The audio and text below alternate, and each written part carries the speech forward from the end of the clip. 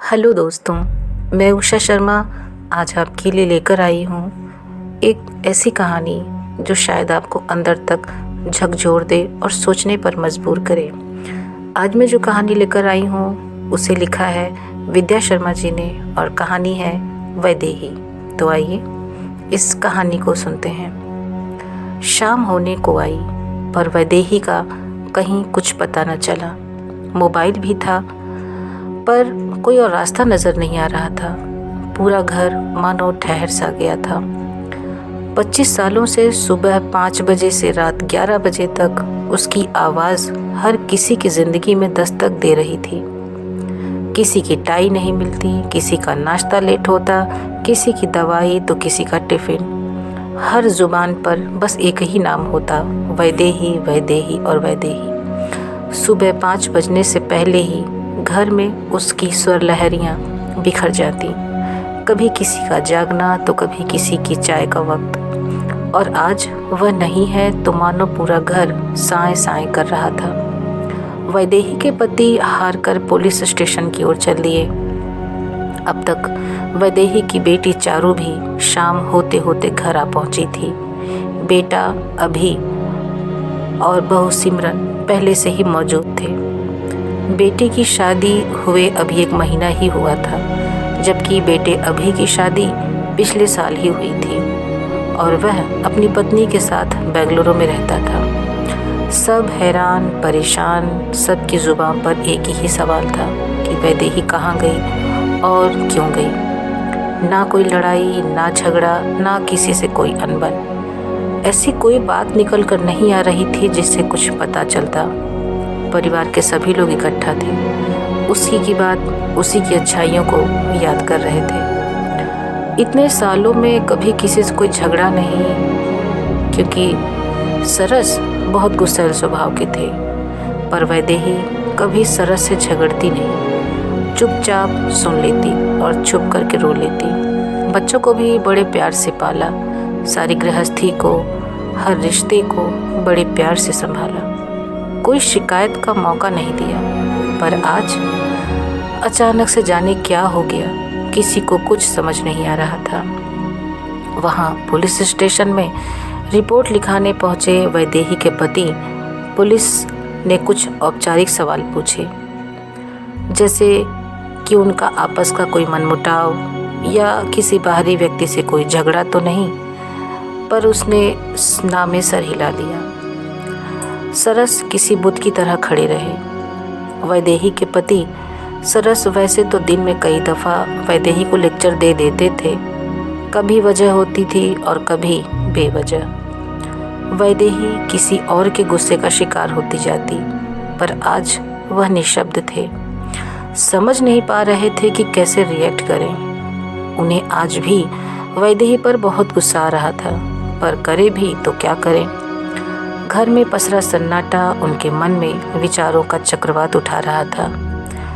अनायास ही उनके मन में पिछले साल बेटी की शादी से पहले की घटना याद आ गई। उस रोज सरस बहुत गुस्से में आ गया था और वैदेही पर हाथ उठा दिया था।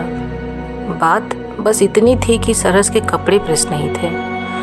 बोलते बोलते वह आपे से बाहर हुआ जा रहा था और वैदेही सिर झुकाए डबडबाई आंखों में आंसू भरे खड़ी सब चुपचाप सुन रही थी। उसका हाथ उठाना वैदेही को अंदर तक तोड़ गया था। कुछ देर तक वह अपनी हिचकियों को अपने ही गले में दबाती रही, फिर अपने जख्मी दिल को संभाल कर बोली, मैं कमज़ोर नहीं हूँ, ना डरती हूँ, बस ईश्वर ने कुछ जिम्मेदारियाँ दी हैं, उनका पूरा होते ही मैं आपके जीवन से चली जाऊँगी। उसके शब्द आज भी उसके कानों को सुन्न कर रहे थे। सरस चिल्ला उठा। उसने कहा था वह चली जाएगी, उसने कहा था। उसकी इस हरकत से सभी लोग परेशान हो गए। सबको लगा कि वैदेही के जाने का सदमा लगा है सरस को। सरस को अब धीरे धीरे सब समझ आ रहा था कि उस वक्त वैदेही ने क्या कहा था। तब तो शायद उसके अहम ने उसे नज़रअंदाज कर दिया था, पर आज उसे सब साफ साफ और ठीक से समझ में आ रहा था कि अपनी जिम्मेदारियों से मुक्त होकर वैदेही उसे छोड़कर जा चुकी थी, पर उसका अहंकारी पुरुष मन यह स्वीकार करने को तैयार न था। ऐसा कर वैदेही ने उसके अधिकार और अहंकार दोनों को चुनौती दी थी। बेटे अभी की नौकरी पिछले साल ही लग गई थी और शादी भी हो गई थी, और अब 1 महीने पहले बेटी चारू की शादी कर वैदेही अपनी जिम्मेदारियों से मुक्त हो गई थी। सरस फिर चिल्लाया, नहीं वैदेही, तुम नहीं जा सकती। अभी तुम्हारी जिम्मेदारियां खत्म नहीं हुई। मेरी जिम्मेदारियां कौन लेगा? मैं तो अकेला हो गया। मैं तो तुम्हारे सहारे था। तुम क्यों गई मुझे छोड़कर? आज सरस को एहसास हो रहा था कि वैदेही के बिना वह कितना अकेला था। पुरुष रोते नहीं, इस मर्यादा को तोड़ा था सरस ने, और किसी अबोध बालक की तरह रो रहा था। दोनों बच्चे सरस को इस तरह रोता देखकर परेशान हो गए और इसी तरह बैठे अतीत के पन्ने पलटते रहे, वैदेही की बातों को याद करते रहे। 2 दिन बीत गया, पर वैदेही का कुछ पता नहीं लगा। आज पुलिस ने सरस को पुलिस स्टेशन बुलाया था। वहाँ से लौटते समय रेड लाइट को एक अनाथ बच्चा मिला जो पैसे मांग रहा था। सहसा सरस का चेहरा उम्मीदों से भर गया। वह उस बच्चे को पैसे देकर बड़ी तेजी से घर की ओर भागा और आते ही कमरे की ओर दौड़ पड़ा।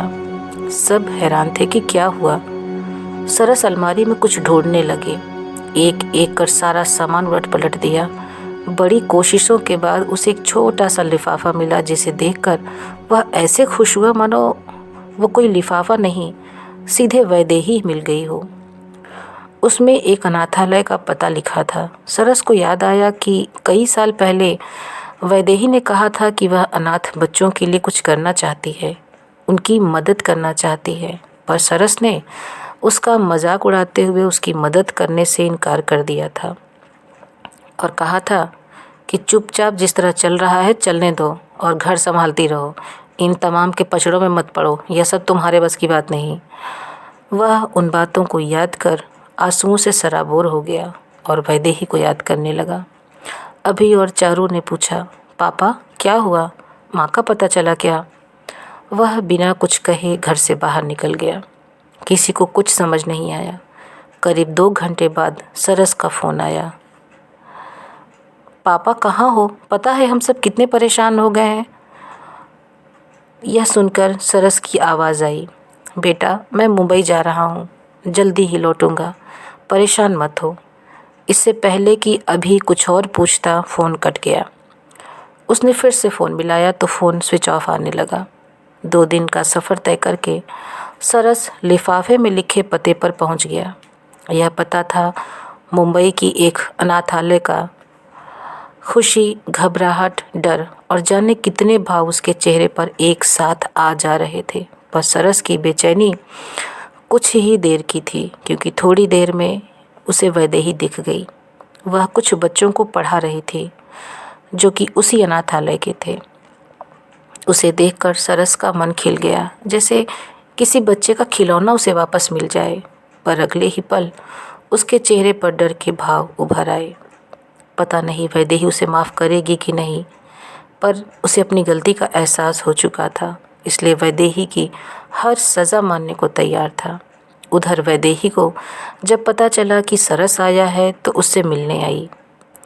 आज सरस को एक अलग ही वैदेही दिखाई दे रही थी। आत्मविश्वास से भरी हुई, हर कदम निडरता से उसकी ओर बढ़ रहे थे। आते ही वैदेही ने कहा, आपको इतनी तकलीफ़ उठाने की क्या ज़रूरत पड़ गई? अब यही मेरा घर है और मेरी ज़िंदगी भर की जिम्मेदारियां भी। पूरे 25 साल इंतज़ार किया है मैंने यहाँ आने के लिए। सरस मुस्कुरा दिया, बोला, हाँ वैदेही, और इतना लंबा इंतज़ार सिर्फ तुम ही कर सकती हो। मुझे माफ़ कर दो। तुम्हारे इस जज्बात को ना तो मैं कभी समझ पाया और ना ही कभी उसकी कदर की, पर अपने इस सपने के बीज को तुमने 25 साल पहले ही अपने दिल में ज़िंदा कर दिया था। वैदेही मैं बहुत अकेला हो गया हूँ, मैं अधूरा हूँ तुम्हारे बिना। वैदेही बीच में ही बोली, सरस, मैंने आपके बच्चों की अच्छी परवरिश की और उनकी शादी, नौकरी सब कुछ पूरा किया। अब यही मेरी ज़िंदगी है। मैं वापस नहीं जाऊंगी। सरस मुस्कुराते हुए बोले, जानता हूँ, पर इस अनाथालय में मुझे भी रहने की मंजूरी मिल सकती है, क्योंकि आज तुम्हारे बिना तो मैं भी अनाथ हो गया हूँ। मैं भी यहीं रहना चाहता हूँ। कहते कहते सरस का चेहरा आंसुओं से सराबोर हो गया और उसे रोता देखकर वैदेही की आंखें भी बरस पड़ी। सरस ने अभी को फ़ोन पर बताया कि तुम्हारी माँ मुंबई में है, मैं भी यहीं हूँ, परेशान मत होना। हम दोनों अब यहीं रहेंगे। तुम सब अपनी ज़िंदगी जियो, जब मन करे मिलने आ जाना।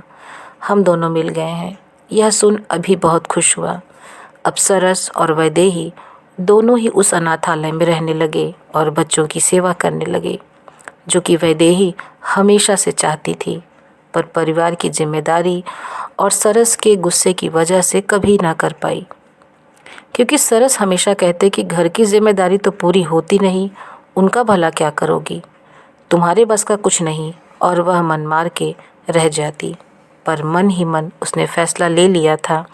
आज वैदेही के साथ दोनों थे, उसके सपने भी, उसके अपने भी, और यह सब मुमकिन हुआ वैदेही के साहस और विश्वास की वजह से। तो दोस्तों, यह थी आज की कहानी वैदेही। उम्मीद करती हूँ यह कहानी आपको पसंद आई होगी। तो मिलते हैं हम अगली कहानी में। तब तक के लिए सभी को नमस्कार।